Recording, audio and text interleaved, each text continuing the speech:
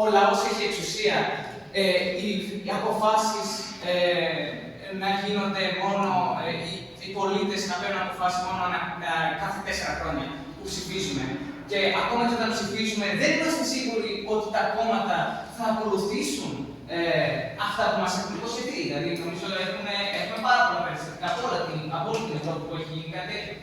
Εγώ υποστηρίζω λοιπόν ότι θα έπρεπε να γίνονται περισσότερα δημοψηφίσματα σε όλες τις ευρωπαϊκές χώρες για να παίρνονται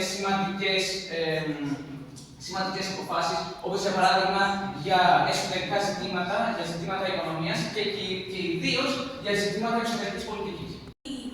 Όταν συμμετέχουμε σε ευρωπαϊκά προγράμματα, αυτό βοηθάει πάρα πολύ, γιατί όχι μόνο είναι ένας διασκεδαστικός τρόπος, γιατί συνήθως έχει εργασίες, έχει εκδρομές, έχει και πολύ πλάκα, αλλά βοηθάει στο να νιώθεις ότι είσαι μέλος με ομάδες, γιατί είναι γεγονός τώρα ότι έχουμε διαφορές με τους άλλους πολιτισμούς.